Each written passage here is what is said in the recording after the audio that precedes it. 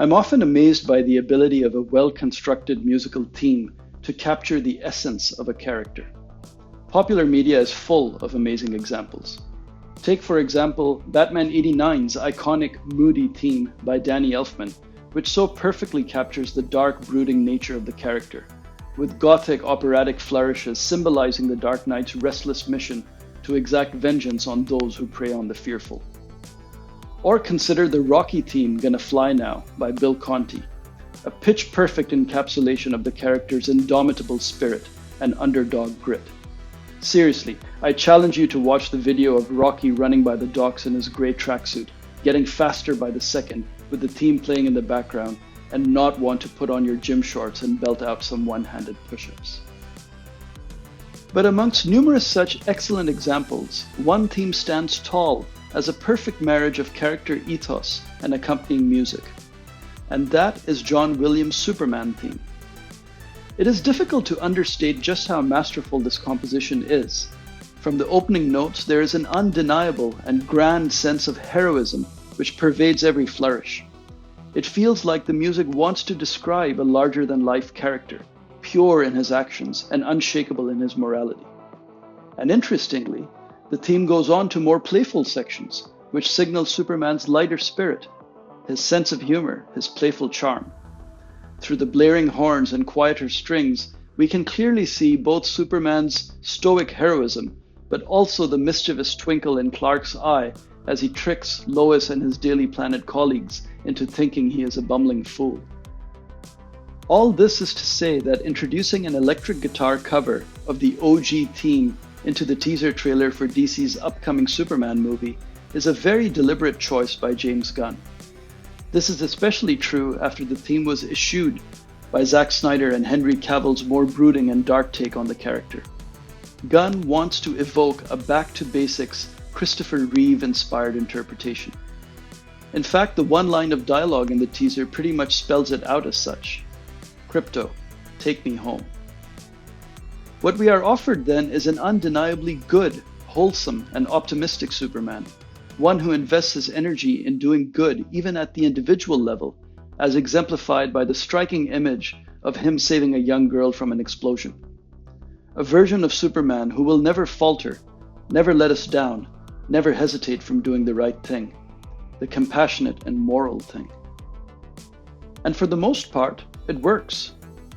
While there's not a lot by way of plot which comes through in the teaser trailer, this feeling we are left with about who Superman is undeniable. Probably the most impactful part of the trailer is when a young boy lifts a flag with Superman's S symbol in the middle of a conflict zone and quietly calls out Superman's name to come save him. While we are not shown the resolution to that prayer, again, the implication is clear. Superman is someone whom you pray to in your hour of dire need, and you can count on him to answer. That is who he is. And if a teaser can establish that, the essential character of its protagonist, and leave you with a hopeful and inspired feeling without giving away much of the plot, that's pretty good, right? Especially these days when trailers seem to have the habit of condensing the entire plot of the movie beat by beat into a couple of minutes. So by that litmus test, I'd say the teaser was a successful one. Do I think, though, that it's a perfect teaser? No, actually, I don't.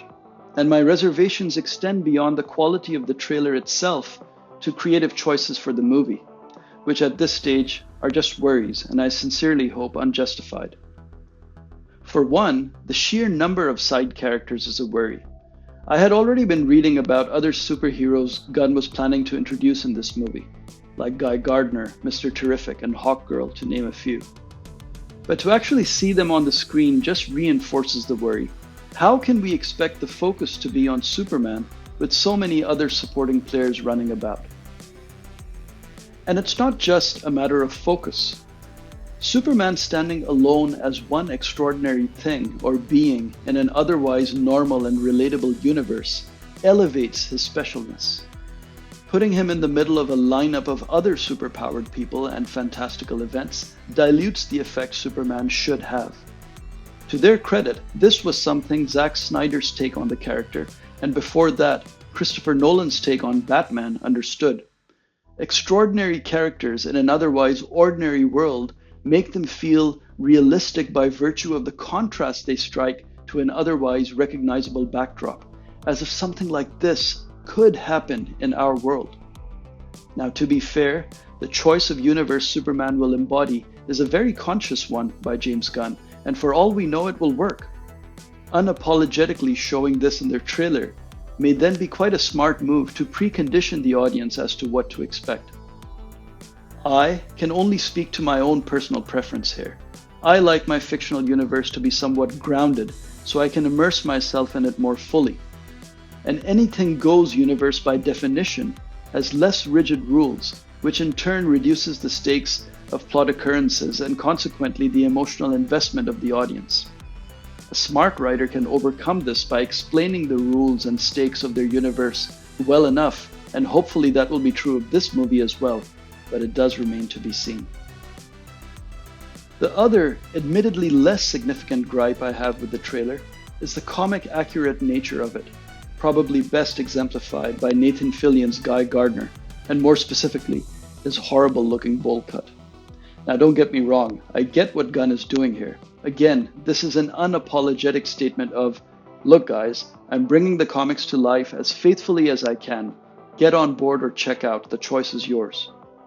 It's also a different path from what has come before, for example in the most recent Man of Steel and Justice League movies. But does that actually make it the right choice? I don't know, we'll see. Maybe the last thing to reflect on is Gunn's fit with this type of movie, as very correctly pointed out by YouTube virtuoso The Critical Drinker. While Gunn is adept at comic book adaptations, as evidenced by his excellent Guardians of the Galaxy trilogy and also his Suicide Squad reboot, both of those ventures have some pretty definable characteristics. Namely, they are ensemble pieces featuring a ragtag group of characters, often with irreverent and off-color banter. They're also quite funny movies, not charmingly funny as a side feature, but arguably front and center funny. Do these creative preferences gel well with an earnest, sincere Superman, where the focus should be on the central character? It doesn't feel like it, but again, we'll see. I guess ultimately the real question to ask is, has Gunn earned enough credit from movie-going audiences that we should give him the benefit of the doubt? Anyone is capable of anything, and I, for one, will always back talented creative people and trust that they know what they're doing, rather than rely on my own preconceived notions about an artistic product. And for me, this maxim holds true for people both behind and in front of the camera. So the answer for me is yes. Gunn deserves, at the very least, the price of an admission ticket to see what he's cooked up, and that he can assuage these worries to our satisfaction. Until then, I, like Gunn's titular hero, will remain optimistic and hopeful.